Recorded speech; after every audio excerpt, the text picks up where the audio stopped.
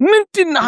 አምላክ የሞተል የበታችነት የብቸኝነት አፍቃሪና ተወዳጅነት መፈለግ ለማረጋገጥ መኳተንን እነዚህን ጠቅልላችሁ ዋጋ ቢስ ነኝ እንዳትሉ እንዳንል የኔ ነህ የሚል ማጽናኛ ቃል ያሰማናል። ሞቼልህ ቆስዬልህ ደምቼልህ ዋጋ ከፍዬልህ አብሬህ ሥጋዬን በልት ደሜን ጠጥት እኔ በውስጥህ እያለሁ ጥቂት ሰዎች ምናልባት ዝንባሌህን ምናልባት ስሜትህን ምናልባት ዓለምህን ስላላወቁት ብቻዬን ነኝ እንዳትሉ አብሬህ ነኝ አጠገብህ ነኝ።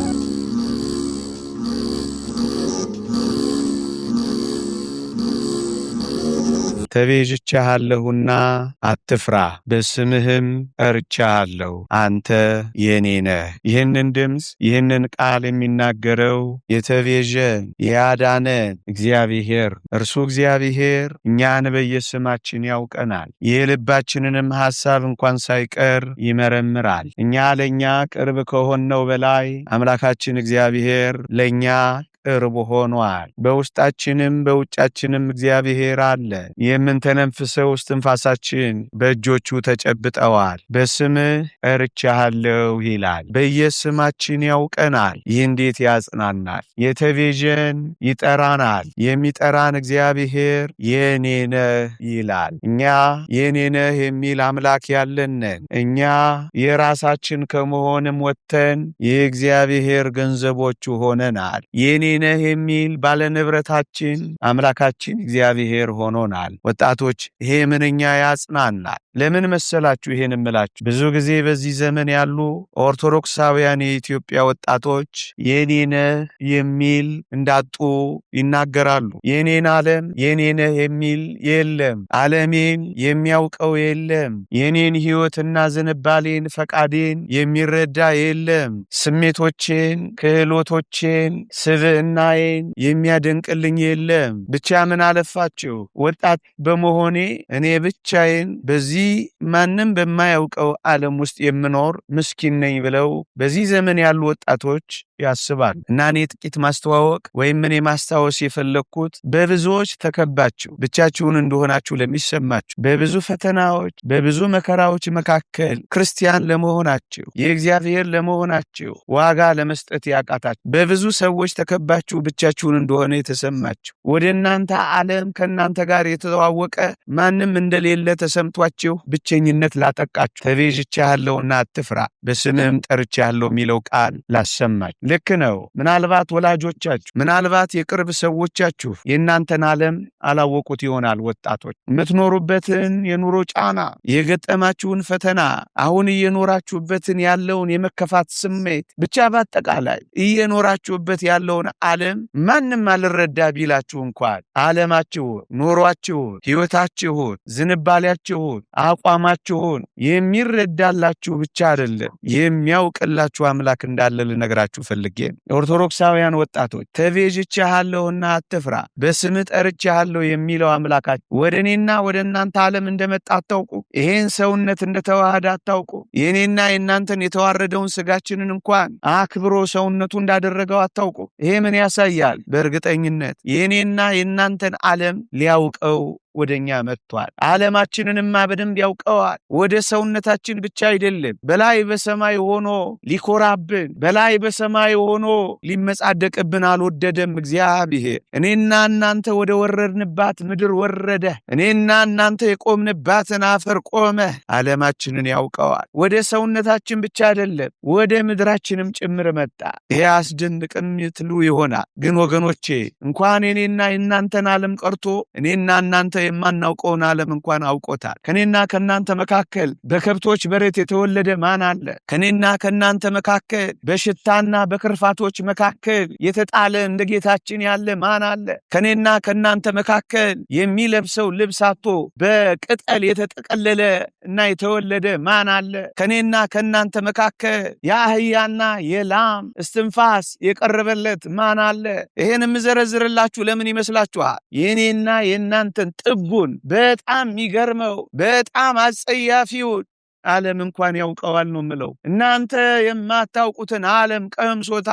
እኔማ የመጨረሻውን አስጨናቂ ሕይወት ነኝ የምኖረው ካል እንደዚህ ተወልደሃል፣ እንደዚህ ተገኝተሃል፣ እራፊ ጨርቅ እንኳን እስከ ማጣት ደርሰሃል። እመነኝ፣ አንተ የማታውቀውን ዓለም እንኳን ያውቀዋል። እኛ ያልደረስንበትን ሕይወት እንኳን አጣጥሞታል። እሱ ነው የኔ ነህ የሚለው። የማያውቀው እንዳይመስላችሁ አውቀዋለሁ ነው የሚለው። ምዕመናን፣ እንደዚህ መወለድ እኮ ብቻ አይደለም፣ ያደገበትንም አስተዳደግ ተመልከቱ። ተትቶ ነው ያደገው። ምናልባት አንዳንድ ወጣቶች በጥቂት ሰዎች ተትታችሁ ይሆናል። ምናልባት ቤተሰቦቻችሁ ብዙም ትኩረት አልሰጧችሁ ይሆናል። እርግጥ እሱም ያስከፋል። ወይም እጮኞቻችሁ ወይም ጓደኞቻችሁ ወይም አካባቢያችሁ ትቷችሁ ሊሆን ይችላል። በዓለም ሁሉ መተው ግን ምንኛ ይገርማል። አንተ እኮ በዓለም ሁሉ አልተተውክም። ቢያንስ የሚወዱ ቢያንስ የሚቀርቡ ቢያንስ የሚደነግጡልህ ጥቂቶች እኮ አታጣ። ዓለም ሁሉ የጠላው ደም ግባት የሌለው የሕማም ሰው ተብሎ የተተወው ያው እኔና አንተ እኮ ጥቂት ጉድለቶች ይኖሩናል። በጉድለታችን ምክንያት ምናልባት ጀርባ ተሰጥቶን ይሆናል። እያፈቀረ የተጠላ፣ እያመነ የተከዳ፣ እየቀረበ የተራቀ፣ ፊቱን እየሰጠ ጀርባ የተሰጠው ከኔና ከናንተ ጌታ በቀር በዚህ ምድር ላይ ማን አለ?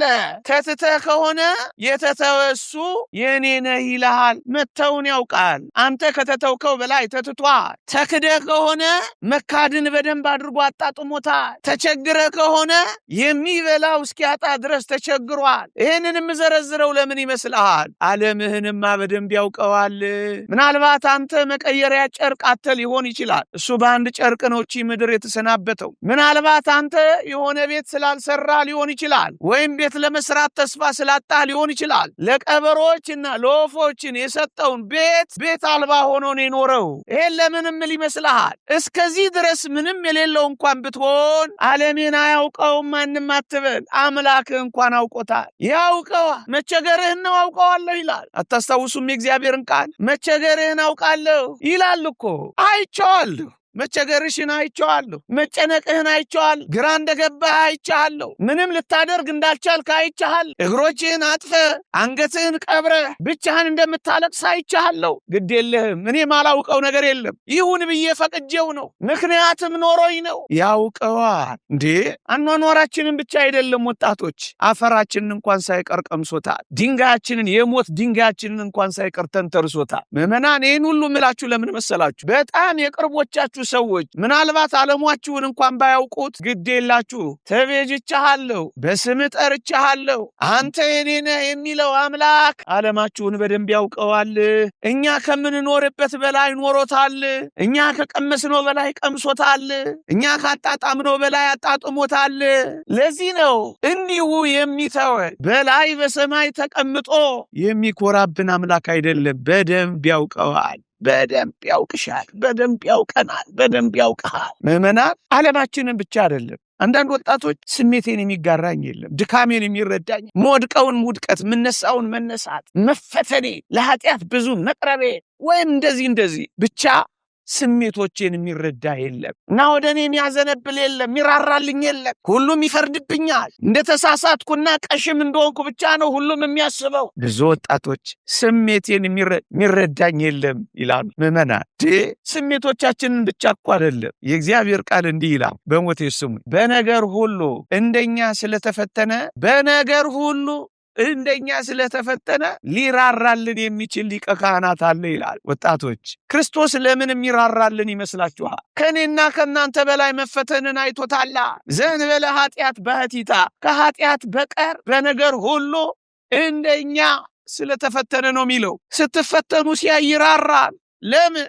ድካማችንን ያውቃል፣ ይራራል። ዝም ብሎ እንዳገኘ አይፈርድብንም፣ ይራራልናል። ለዚህ ነው አትፍራ፣ በስምህ ጠርቼሃለሁ ቴኔን የሚለን። የሚራራልን አምላክ ለምን ይራራልናል? እንደኛ ስለተፈተነ። በነገር ሁሉ ከኃጢአት በቀር በማጣት፣ በመገፋት፣ በመከዳት፣ በመተው፣ ብቻውን በመኖር፣ ዕውቅና በማጣት፣ በመጠላት፣ በነገር ሁሉ በሴረኞች፣ በነገሩ። ስለዚህ ሊራራልን ይችል ማያውቀው ሰው በእርግጠኝነት እናታችን ከምትራራልን በላይ ይራራልን። አባታችን ምናልባት ሊጨክንብን ይችላል፣ ሊፈርድብን ይችላል፣ በር ሊዘጋብን ይችላል፣ ሽታ መልካችንን ሊጠላው ይችላል። ይህ አምላካችን ግን ይራራልናል። አንዳንዶች በእነዚህ ምክንያቶች ብቸኝነት ተሰምቶናል እንዳንል የኔ ነህ የሚል ማጽናኛ ቃል ያሰማናል። ሞቼልህ፣ ቆስዬልህ፣ ደምቼልህ፣ ዋጋ ከፍዬልህ፣ አብሬህ ይሁን ስጋዬን በልተህ ደሜን ጠጥተህ እኔ በውስጥህ እያለሁ ጥቂት ሰዎች ምናልባት ዝንባሌህን፣ ምናልባት ስሜትህን፣ ምናልባት ዓለምህን ስላላወቁት ብቻዬን ነኝ እንዳትል አብሬህ ነኝ፣ አጠገብህ ነኝ። ክህሎቶቼ፣ ጸጋዬ፣ ተሰጦዬ፣ ውበቴ፣ አቅሜ፣ ስብዕናዬ የሚያደንቅልኝ የሌለኝ እኮ አንዳንዶች ደግሞ የበታች ነኝ ሲሉ ይሰማሉ። ምንም ሪኮግኒሽን የሌለኝ እንዳለው እንኳን የማልቆጠር በቃ የተተውኩ ነኝ። ምን አለኝ? በዚህ ምክንያት የበታችነት ብቻ አይደለም የብቸኝነት ብቻ አይደለም የበታችነትም ተሰምቶኛል። ምክንያቱም የሚያጨበጭብልኝ የለም፣ ውበቴን የሚያደንቅልኝ የለም፣ እንደምፈለግ እንዳውቅ ያደረገኝ የለም። ስለዚህ ይሄን ብቸኝነቴ ማን መሆኑን የሚነግረኝ ስለሌለ ወጣት ነኝ። ታውቃላችሁ፣ ይሄን ለማረጋገጥ ከአንዱ ፍቅር ወደ ሌላ ፍቅር፣ ከአንዱ ጓደኛ ወደ ሌላ ጓደኛ፣ ከአንዱ ቅፍ ወደ ሌላ ቅፍ፣ ከአንዱ አድናቂ ወደ ሌላ አድናቂ ስንከራተት እኖራለሁ የሚሉ በጣም ብዙ ወጣቶች አሉ። የሚያደንቀኝ መደነቅ ስለፈለኩ፣ መፈለግን ማረጋገጥ ስለፈለኩ፣ ክህሎቶቼ፣ ተሰጦቼ የሚያደንቅልኝ ስለፈለጉ ማንም ስለሌለ ብለው አንዳንዶች ሆድ ስለሚብሳቸው ስብዕናቸውን ማረጋገጥ ስለሚፈልጉ በሌሎች ሰዎች ውስጥ ያለውን መደነቅ ማየትና ማግኘት ስለሚፈልጉ ከአንዱ ፍቅር ወደ ሌላ ፍቅር እየተንከራተቱ ንጽህናቸውን ያጣሉ፣ ተስፋ ይቆርጣሉ፣ የበታች እንደሆኑ ያስባሉ። አያችሁ፣ በበታችነትም ለሚጎበኙ በተለይ ማነኝ ለሚለው ስብዕናቸው ግሩምና ድንቅ አድርጎ እንደፈጠራቸው ለወጣቶቻችን ማንነግራቸው ምን ነው? የተወደዳችሁ ወጣቶች፣ እንደኔና እንደናንተ ልዩ ፍጥረት በዓለም ላይ የእግዚአብሔር ቃል ግሩምና ድንቅ አድርገህ ፈጥረህኛል ይላል። ወጣቶች ብቻችን እኔና እናንተ እጅግ በጣም ልዩ ነን። እግዚአብሔር ከኔና ከናንተ ውጭ በእጁ አፈር ዘግኖ የፈጠረው አለ? የለም። በሐዲስ ተፈጥሮ ከኔና ከናንተ ውጭ በእጁ ችንካር ተክሎ የፈጠረው አለ? የለም። ከሰማይ የወረደው ለኛ አይደል? ለእንስሳ ነው? ከመላእክት ለማን ነው? እግዚአብሔርን የማረከ ከሰማይ ዙፋኑ ወደ መስቀል ዙፋኑ ይሄን ያህል ርቀት ያመጣ አንተና እኔ ሁላችን ማን ብንሆን ነው ወዳጅ? የእግዚአብሔር ጉዳዩ ሰው የሆነው ምንድን ነው? የእግዚአብሔር ቃል እንዲህ ይላል፣ ታስበው ዘንድ ሰው ምንድን ነው ይላል። ምንድነህ? አምላክ የሞተልህ አንተ ምን መስቀል ላይ ይወጣልህ አንቺ ማንሽ? ለምንድነው እግዚአብሔር ያከበረውን ስብዕናሽ? ለምንድነው ጌታ እንደዚህ ሆነለትን ማንነትህ እንደሌለ የምትክደው? የግድ የሆነ ሰው እንዲያረጋግጥልህ ፈልገህ ከሆነ ተሳስተሃል። ይህ ምንኛ ድንቅ ነው። ታስበው ዘንድ ሰው ምንድን ነው? ትሞትለት ዘንድ ሰው ምንድን ነው? ችንካር ታጠልቅለት ዘንድ ሰው ምንድን ነው? መራራ ሐሞት ትጠጣለት ዘንድ ሰው ምንድን ነው? በጣም የሚደንቅ ጥያቄ ነው። ማንኛ ማን ሆነን ነው እኛ? አየህ፣ በጣም ትከብራለህ። አምላክን የሳብክ ነህ ወዳጄ። ዓለም ሲመራመርብህ ቢውል የማያገኝ በጣም ድንቅ ፍጥረት ብትኖር አንተ ነህ። መላእክት ይፈጠር ብለው ያጨበጨቡት አንተ እንድትፈጠር ነው። ይህ ምንኛ ይደንቃል። ለመተርጎም እኮ ያቅታል። የእግዚአብሔር ጥልቀት ምጥቀት የማይታወቅ ፍቅር እኮ ለእኔና ለአንተ የተደረገ ነው ወዳጄ። አንተ በጣም ውድ ነህ። ላጋነን ፈልጌ አይደለም። ለምንድን ነው ዋጋህን የምታሳምሰው? አንዱ የመስቀል ፍቅር ካቀፈህ ሌላ ማረጋገጫ መፈለግህ ምንድን ነው? በጣም ልዩ። ሊቃውንት እንደሚናገሩት በእኔና በእናንተ ሰውነት ውስጥ ከ6 በላይ ፋብሪካዎች አሉ ወዳጄ። ፋብሪካ እግዚአብሔር እንዴት አድርጎ እንደሰራው ገና ዓለም አጥንቶና ኮርጆ አልጨረሰውም። ነርቨስ ሲስተማችን፣ ኤሌክትሪክ ሲስተማችን፣ የውሃ ስርዓታችን በጣም እጅግ እጹብ ነህ። ከሁሉ በላይ ምን ቃላት ይገልጸዋል? ታዲያ ምናልባት ከአንዱ ወደ ሌላው የምትንከራተት ስብዕናህን ለማረጋገጥ አላደነቁኝ? በምን ቋንቋ የተረጋጋ ስብዕና የሚኖረን ወዳጄ የበታችነት አይሰማም። አንተ ብቻ በቂ ነህ። ሰልካካ ሁኚ ፉንጋ ምንም ያስደንቅ ውብ ነህ። የነፍስ ውበት የሚኖረን እግዚአብሔርን ደስ የሚያሰኝ ንጽሐ ስጋ፣ ንጽሐ ነፍስ፣ ንጽሐ ልቦና እንዲኖረን የታሰብን እግዚአብሔር ከነገረን፣ እግዚአብሔር ካረጋገጠልን ማን እንዲያረጋግጥልን ከዚያ በላይ እንፈልጋለን? ስለዚህ ብቸኝነት፣ የበታችነት አንዳንድ ወጣቶችን መኖር እንዲያስጠላቸው እያደረገ ነው። ግዴላችሁም ወጣቱ ዓለማችሁን የሚያውቀው ዝንባሌያችሁን፣ ፍላጎታችሁን የሚረዳው ፈተናችሁን ጭምር በመፈተን ሊራራላችሁ የሚችል አምላክ ደግሞስ ጸጋዎቻችሁን፣ ክህሎቶቻችሁን፣ ስብዕናችሁን፣ ማንነታችሁን የሚያከብር ደግሞ ይህንንም ጸጋ የሚሰጥ እግዚአብሔር። አንዳንድ ወጣቶች ብቸኝነትና የበታችነት ብቻ አይደል፣ ቅድም እንዳልኳችሁ አፍቃሪ የማጣት መወደድ መፈለግ ልክ ነው፣ ሊሰማን ይችላል። ግን አንድ ቃል አንብብላችሁ በሞቴ ስሙኝ። ምናልባት እናንተ ጥቂት ፍቅር በማጣታችሁ ምክንያት መኖር እያቃታችሁ ሊሆን ይችላል። በቀደም ሰምቻለሁ፣ አንዲት ገና አንድ ፍሬ ልጅ እናቴ ስለማትወደኝ ራሴን አጥፍቻለሁ አለች አሉ። ይኸውላችሁ የማትወዳት ስለመሰላት እኮ ነው ራሷን በጣም ልጅ ናት መሰላት። አያችሁ፣ ምናልባት የጥቂት ሰዎች ፍቅር ልታጡ ትችላላችሁ። በጥቂት ሰዎች ፍቅር ውስጥ ግን የዘላለም ፍቅር እንዳታጡት ወጣቱ መስሏችሁ ነው። እሱም ላይሆን ይችላል። ሰው ደግሞ ብዙ ድካም አለበት። እናትም አባትም ሰው ናቸው። ለምን አባቴ ይናገረኛል ብሎ ከፎቅ መፈጥፈጥ አለ። ይሄ ይገባል ወጣቱ። ህይወት የአንድ ቀን ስድብ ናት። ህይወት የአንድ ቀን መገላመጥ ናት። አያችሁ፣ ህይወት የጥቂት ሰዎች የፍቅር መንፈግ ናት። እኔ አንድ አስደናቂ ቃል ባነብላችሁ ደስ ይለኛል። በዘላለም ፍቅር ወድጄሻለሁ ይላል። ይሄንን ትረግጡትና ራሳችሁን ማጥፋት አለባችሁ። መርዝ መጠጣት አለባችሁ። ሱሰኛ መሆን አለባችሁ። የሚያፈቅረኝ ስለሌለ እስኪ ፍቅር ሙከራ እዚህም እዚያም እየተንከራተታችሁ መውደቅ አለባችሁ። አይደለም። በዘላለም ፍቅር የሚወድህ የሚያፈቅርሽ አምላክ አለ። እንዴት ብላችሁ ከጠየቃችሁት እጁን ዘርግቶ እንደዚህ ነው የሚል አምላክ አላችሁ እንዴ? እኔና እናንተ እኮ የሚወደኝ አጣው የሚያፈቅረኝ አጣው እኮ የምንለው ምስኪን የሆነ ሰው ነው፣ ምንም የሌለው። አሁን አፈቅራችኋለሁ የሚለው እኮ ዓለሙን ሁሉ ያዘው ነው። ሰጥቶ የማይጎልበት ወዶ የማይጠላ ነው። አቅርቦ የማያርቅ ባለጸጋው ነው እኮ ወዳችኋለሁ። የተወደዳችሁ ኦርቶዶክሳውያን፣ እኔና እናንተ እኮ አሁን የተከፋ ነው፣ ጥቂት ፍቅር ያጣ ነው።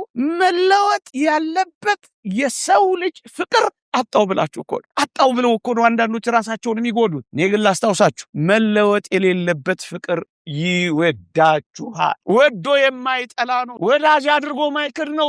አይኑ እኛም ፍለጋ የሚንከራተት ነው። ማለዳ የወደዳችሁ የዚህ ዓለም ሰው ማታ ሊጠላችሁ ይችላል። ቅድም የሳቀላችሁ ሰው በኋላ ላይ ያስለቀሳችሁ ይችላል። ፊቱን ያበራልሽ ጥቂት ከርሞ ሊያጠቁርብሽ የሚችል ነው። ይህንን ፍቅር አጣው ብለሽ ራስሽን እንዳትጎጂ፣ ራስህን እንዳትጎዳ።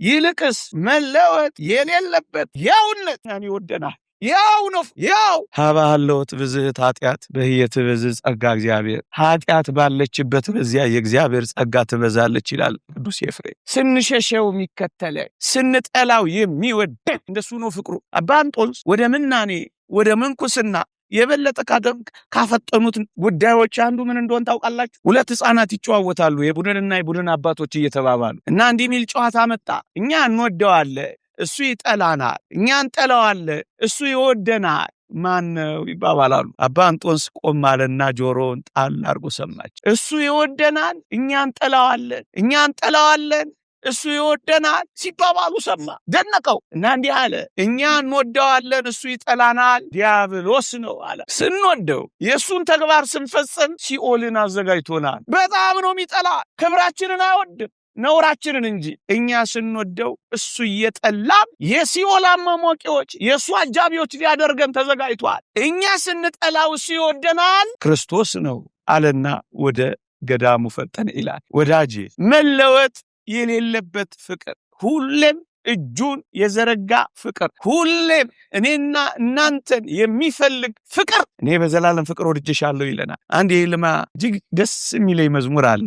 በቅድስቱ በኩል በምትቆምበት በቅዳሴ ጊዜ አይኖቼ ስላጡ ፈልገው ይዞኛል ትካዜ የሚል አንድ አስገራሚ ስንኝ አለ። እስኪ አስቡ፣ ሁል ጊዜ አይኖቹ እየተንከራተቱ ቅዳሴ ላይ እኛን ሲፈልጉ፣ መጡ ቀሩ፣ ገቡ ወጡ፣ ቆረቡ አልቆረቡ፣ ዳኑ ተኮነኑ፣ ተለዩ ተቀደሱ ረከሱ፣ አክሊል ልሰጣቸው ስመጣ አሉ የሉም። አቤት የሚፈልገን አይን፣ የሚንከራተት አይን አያሳዝናችሁ? እሱ ነው የሚያፈቅረን፣ የማይለወጥ ፍቅር። በዘላለም ፍቅር ወድጄሻለሁ፣ አድሎ የሌለበት ፍቅር ወዳጄ። በእርግጠኝነት እናት ልታደላ ትችላለች። ዝርዝሩን አልዘረዝርም። ምናልባት አንዳንድ እናቶች ሸጎጥ ካልተደረጉ ትንሽ ሊቀየሙ ይችሉ ይሆናል። እኔ በጣም ይደንቀኛል። አባትም እንደዚሁ ሊሆን ይችላል። አድሎ የሌለበት ፍቅር ግን የእግዚአብሔር ፍቅር አይገርም? እስኪ አስቡ። እኔንም ሰማዕታትንም ቅዱስ ጊዮርጊስንም የሚያፈቅር ፍቅር አይገርማችሁ? ላቤን ያላፈሰስኩትን ደሙን ካፈሰሰው ጋር እኩል የሚያፈቅር ፍቅር፣ ምንጣፍ ያነጠፈውንም በፈረስ ጭራ ተጎትቶ አካሉ የተነጠፈውንም እኩል የሚያፈቅር ፍቅር አይገርማችሁ? ጧፍ የለኮሰውንም እንደ ጧፍ የተለኮሰውንም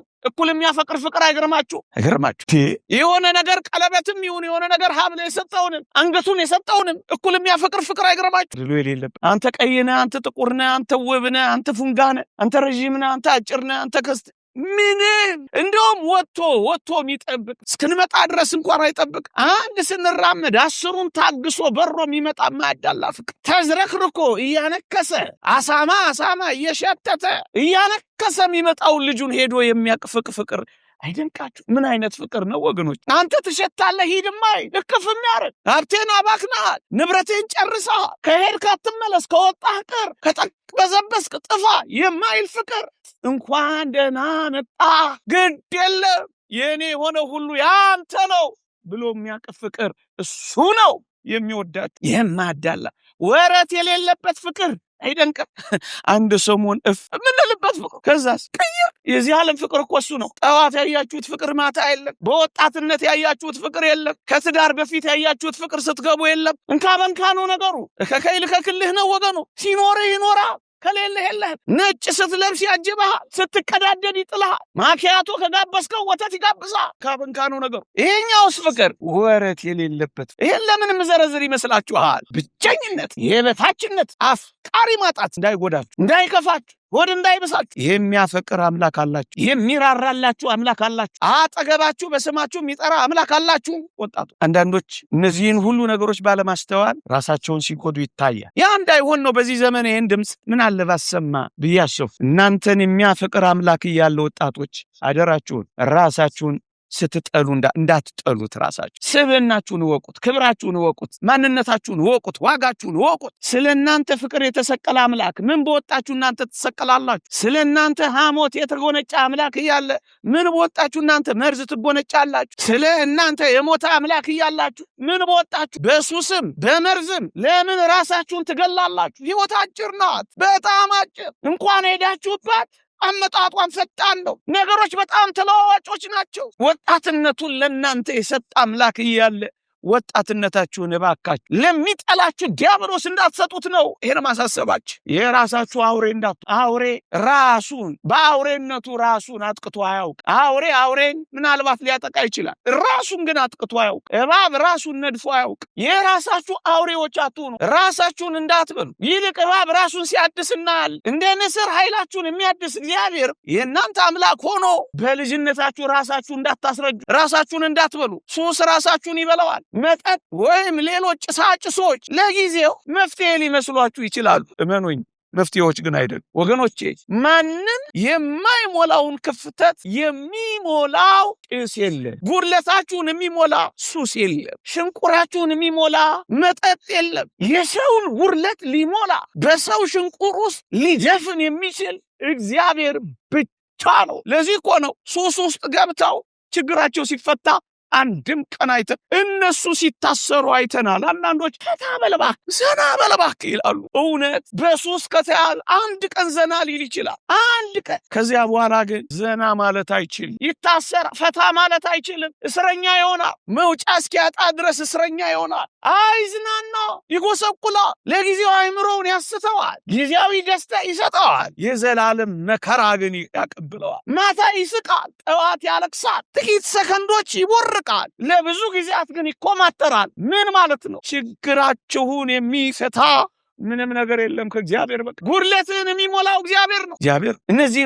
ምክንያቶች ብቸኛ ነኝ፣ የበታችነት ይሰማኛል፣ የሚወደኝና የሚፈልገኝ እንዳለ ማረጋገጥ እፈልጋለሁ፣ አፍቃሪ እፈልጋለሁ፣ ግን አጥቻለሁ። እነዚህን ምክንያቶች ሰብሰብ አድርገው አንዳንድ ወጣቶች እኔ ዋጋ ቢስ ነኝ ስለሚሉ እየኖሩ አይመስላቸውም ምድር ላይ። እንደውም አንዳንዶች አኗኗሪ ነን እንጂ መቼ ኗሪ ሆን ይላሉ። የተወደዳችሁ ኦርቶዶክሳውያን ወጣቶች ዋጋ ቢስ ነን ስትሉ መደንገጥ አለባችሁ። ምክንያቱ ዋጋችሁ እዚህ ምድር ላይ ቃላት ለማሳመር በዚህ ምክንያት እናንተን ለመሸንገል ፈልጌ አይደለም። እውነቱ ከምናገረው በላይ እንደሆነ ልቤ ያውቀዋል። ዋጋችሁ በጣም ዋጋ ቢስ ነኝ ካላችሁ እንዴት ታሳፍራላችሁ? ዋጋዬ ምንድነው ካላችሁ እኔም ዋጋችሁማ ቀራንዮ ነው እላችኋለሁ። ዋጋዬ ምንድነው ካላችሁ ዋጋችሁማ የአምላካችን ደም ነው ብዬ ነግራችኋለሁ። በክቡር የክርስቶስ ደም ተዋጅተሃልና ይላል፣ ተገዝተሃልና። ታዲያ አንተ ዋጋ ቢስ በሞቴ የአምላክን ደም የሚመስል እዚህ ምድር ላይ ዋጋ የሚያወጣ ነገር ካለ ነገረኛ። የትኛው ቡቲክ ውስጥ ይገኛል? የትኛው ሱፐርማርኬት ውስጥ ይገኛል? የትኛው ሼልፍ ላይ ተቀምጧል? በየትኛው አማዞን ታዛለህ? የትኛው ንግድ ይሄን ይነግርሃል? በጣም ሊነገር የማይችል ቋንቋ ማይገልጸው በእግዚአብሔር ልጅ ደም የተገዛህ አንተ ዋጋ ቢስ ነኝ ትላለህ። ዋጋህንማ ተነቅሰኸዋል። ዋጋህንማ አንገት ላይ አስረኸዋል። ዋጋሽንማ ተጠልፈሽዋል። ዋጋ እኮ እንደዚህ በቀላሉ የሚተመን ነው። በክቡር የክርስቶስ ደም ቅዱስ ጴጥሮስ ነው የሚለው። እንደተዋጃችሁ ታውቃላችሁ። ተገዝተሃል። ለራሳችሁ አይደላችሁ፣ በዋጋ ተገዝታችኋ። ከመቼ ወዲህ ነው አንተ ሆንከው ራስ ላይ የምትወስነው? ያንተ እኮ አይደለም። አንተ ለአንተ የተሰጠ አደራ እኮ ብቻ ነው። ጎበዝ አደራ ነህ አንተ። ይገዛሃል። ዘትንቢተ ሆሴዕ ላይ ነብዩ ሆሴዕን በምሳሌ ያስተምሮናል። ምን አለው ይላል? ሆሴዕ ሂድና ጋለሞታይቱ ጎሜርን አግባት አለው ይላል። እኔም ሄጄ አገባኋት ይላል። ጋለሞታይቱ ጎሜር 3 ልጅ ወለደችለትና ትታው ጠፋች፣ ኮበለለች፣ ሌላ ፍለጋ ወደ አመንዝራነቷ ሄደች። እግዚአብሔርም ወደ ሆሴዕ መጣ ይላል። ምሳሌያዊ ትምህርት ነው። ትታ የሄደችውን ጋለሞታይቱን ጎሜር አግባት አለኝ አለ። ገዝታት አግባት አለኝ አለ። እንደገና ትታኝ ከሄደች በኋላ ጀርባዋን ከሰጠች እኔም ሄድኩና ይላል በ3 ስቅ መስፈሪያ ተኩል ገብስ ገዛኋት። 3 ዓመት ከ3 ወር ተንከራቶ እንደ 3 ስቅል መስፈሪያ ተኩል ገብስ ገዛኋት እንዳለው በደሜ ተገዛህ አንተ ዋጋ የለኝም ትላለህ። እመነኝ፣ የእነዚህ ፎርብስ መጽሔት ላይ የሚወጡ የዓለማችን ባለጠጎች ሀብቶች እንኳን ቢሰበሰቡ አንዳንተን አወጡ። ለመሸንገል አይደለም፣ አንዳንቺን አወጡ።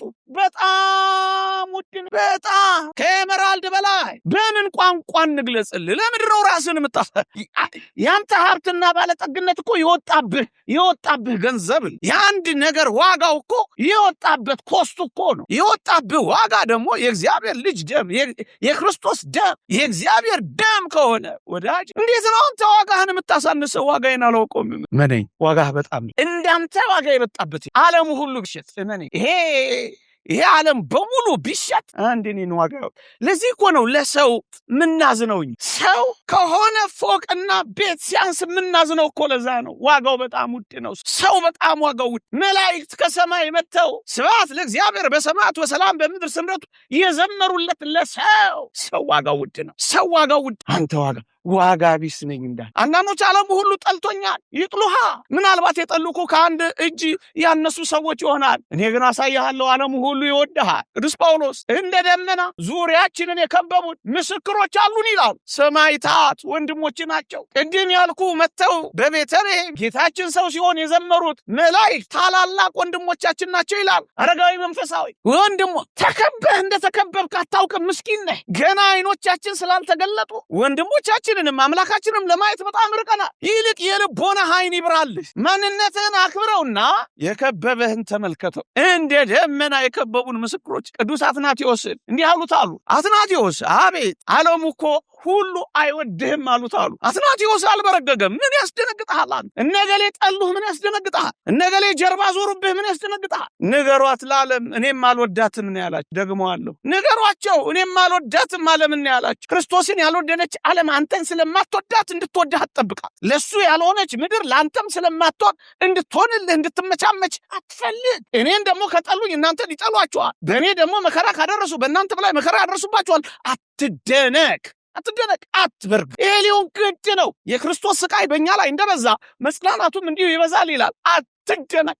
እንደ ክርስቲያን ሆነ ይኸው አይኖችን ግለጥ። የከበበህ ብዙ ነገር አለ። በሞቴ ቅዱስ ጳውሎስ እንዲህ ሲል አሰማችሁ። ዳግመኛ ክርስቶስ በእናንተ ውስጥ እስኪሳል ድረስ ስለ እናንተ ምጥ ይዞኛል ይላል። በሞቴ ከዚህ በላይ ምንም ያጽና ቅዱሳን አሉልህ። ምጥ የሚያዙልህ የምትወዳቸው፣ የምታከብራቸው፣ የምትዘክራቸው ቅዱሳን አሉልህ። ከማንም በላይ ወዳጅ ከምትለው ቢሆንልኝ ከምትለው ዘመድ በላይ ዘመድ አለ። አልተጠቀምክበት። በምን ቋንቋ እናስረዳው? ስለዚህ ልድገመው እና ልጨርስ ጉዳይ የበታችነት፣ የብቸኝነት፣ አፍቃሪና ተወዳጅነት መፈለግ ለማረጋገጥ መኳተንን እነዚህን ጠቅልላችሁ ዋጋ ቢስ ነኝ እንዳትሉ። በጣም ውድ ነው፣ በጣም ውድ ነው፣ በጣም ውድ ነው። እነዚህን ነገሮች ስናገር አንድ ሁለት ነገሮች ልታነሱ እንደምትችሉ ገምታል።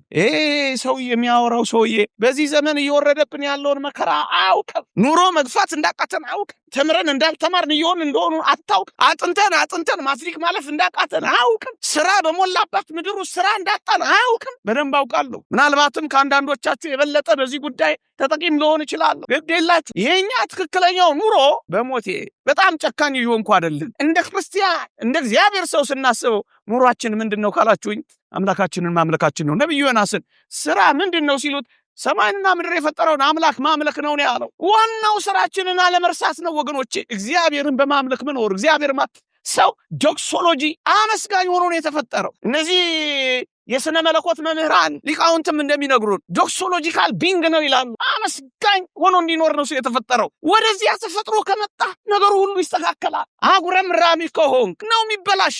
ተስፋ የምትቆርጥ መከራህንማ በደንብ አውቀዋል፣ እንረዳዋለን። ግን ታዲያ በመከራው እያለቀስ ከመከራው እንደውም ልሂድ ልሙት አይደለም እና ምን አናድርገው? መከራችንን ከክርስቶስ ጋር እናሳልፈው። እንዲህ ይላል እግዚአብሔር ቃል፣ አብረን እንድንከብር አብረን መከራ ብንቀበል አብረን እንወርሳለን ይላል። ይኸውልህ ክርስቲያን እንደመሆነ መከራ ተቀበል። ጨዋ ሆነ፣ ጸሎተኛ ሆነ፣ ንስሐ እየገባ የእግዚአብሔርን ቃል እየፈጸም በትእዛዛቱ እየተመላለስ በጽድቅ ሕይወት እየኖርክ ቅድስናን ፍጹም እያደረግ በንስሐ ሕይወት እየተመላለስ እየቆረብክ ከተቀበልከው ትከብርበታል። ምንም ይሁን ምን አብረን እኔ አሁን የምኖረው ኑሮ ቅዱስ ጳውሎስ ያለው ላንብብላችሁ። በክርስቶስ ተሰቅያለሁ። እኔ አሁን ሕያው ሆኜ አልኖርም፣ ክርስቶስ ግን በእኔ ይኖራል። አሁንም በሥጋ የምኖርበት ኑሮ በወደደኝና ስለ እኔ ራሱን በሰጠው በእግዚአብሔር ልጅ ላይ ባለኝ እምነት የምኖረው ኑሮ ነው። ለራሴ አልኖርም፣ ለክርስቶስ ነው ምኖረው ብላችሁ ካሰባችሁ በእርግጠኝነት ትረጋጋላችሁ። መከራችሁን ከአምላካችሁ ከእግዚአብሔር ጋር ታሳልፉታላችሁ።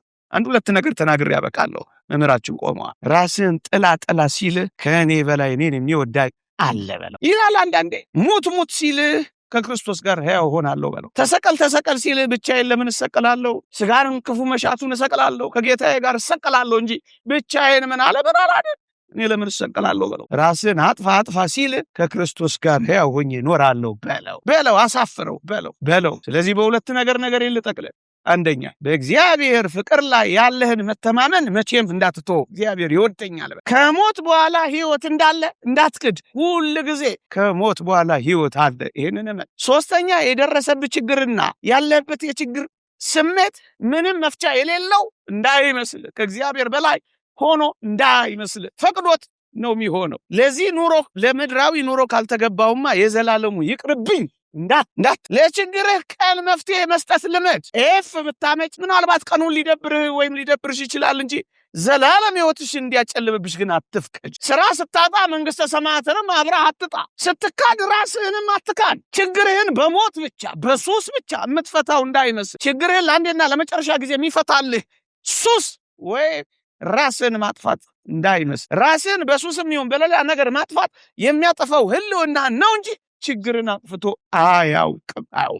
ስለዚህ ክርስቲያን እጅግ የሚወድ እጅግ የሚያፈቅር እጅግ የሚራራልን እጅግ የሚያስብልን አምላክ ስላለን የኔ ነህ የሚል አምላክ ስላለን በዚህ እየተጽናናን ተስፋ ሕይወትን ተስፋ አድርገን ይህን ዘመን የዚህ ዓለም መልክ አላፊ ነው። የሚያልፈውን አላፊ መልክ እኛ ራሳችንን አሳልፈን ልንለውጥለት አይገባም። የእግዚአብሔር ቸርነት፣ የእመቤታችን አማላጅነት፣ የቅዱሳን በረከት ረድኤት አይለየን። አሜን።